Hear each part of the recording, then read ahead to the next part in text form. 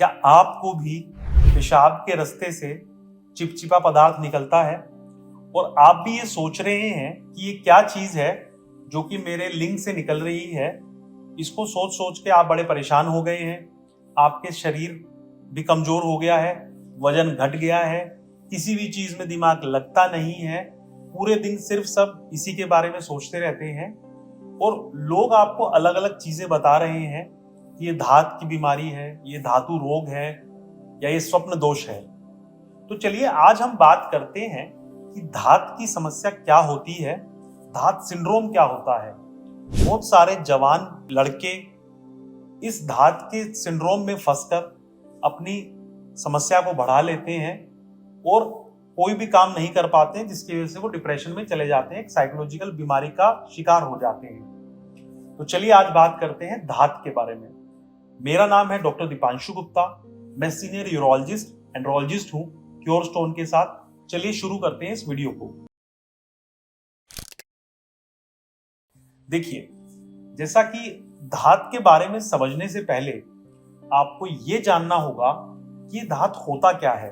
जो धात होता है इसके अंदर 99% ऑफ द टाइम्स कोई भी शुक्राणु या स्पर्म नहीं होते हैं। तो फिर ये होता क्या है?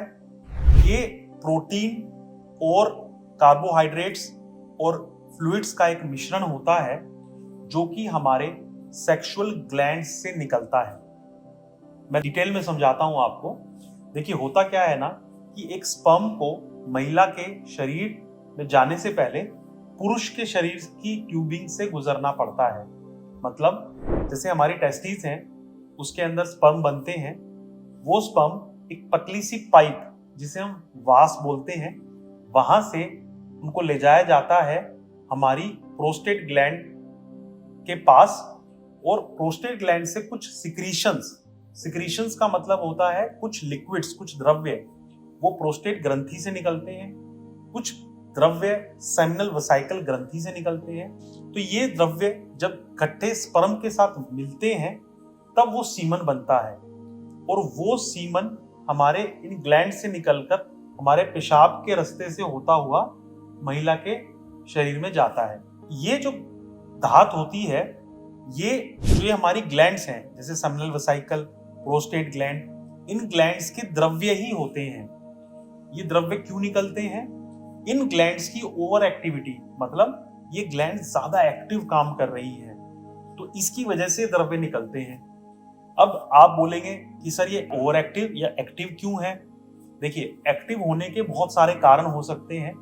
जैसे अगर कोई जवान पुरुष हैं जिनको अभी प्यूबर्टी हिट हुई है, प्यूबर्टी हिट होने का मतलब होता है कि उनके शरीर में टेस्टोस्टेरोन का प्रोडक्शन एक समय में काफी ज्यादा बढ़ जाता है। जब छोटे बच्चे 14 या 15 साल की उम्र को क्रॉस कर जाते हैं तो उनके शरीर में एक हार्मोनल सर्ज होता है, हार्मोन्स की मात्रा काफी बढ़ जाती है, टेस्टोस्टेरोन की मात्रा काफी बढ़ जाती है। इस बढ़ी हुई मात्रा की वजह से ये ग्लैंड्स थोड़ी सी ओवर एक्टिव हो जाती हैं, जिसकी वजह से ये द्रव्य बाहर निकलता है। एक तो कारण है ये। दूसरा कारण होता है क्योंकि नई नई एडोलेसेंट है, नए नए जवान बच्चे हुए हैं, तो वो सेक्स के बारे में ज्यादा सोचते हैं। तो अगर आप भी सेक्स के बारे में बहुत ज्यादा सोचते हैं तब भी ये ग्लैंड्स ओवर एक्टिव हो सकती हैं। तीसरा जो सबसे कॉमन कारण है वो कारण है इन्फेक्शन का।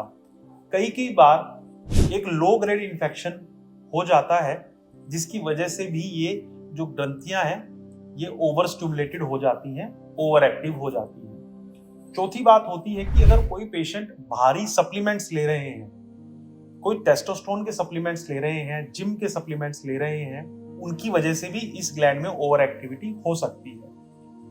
या कई बार कोई कारण मिलता भी नहीं है जिसकी वजह से ग्लैंड्स ओवर एक्टिव होती हैं और इनका जो द्रव्य निकलता है वो हमारे पेशाब के रास्ते से निकलता रहता है, जिसे हम धात बोलते हैं।